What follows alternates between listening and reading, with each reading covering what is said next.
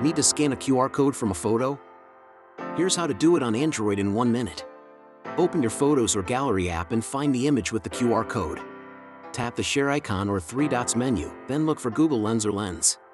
If Lens isn't listed, open the Google app and tap the Lens icon, then choose Gallery.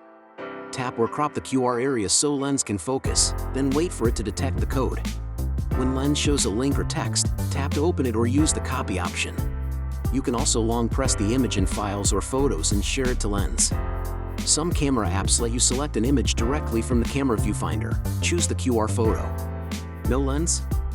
Install the Google Lens app from the Play Store or update the Google app.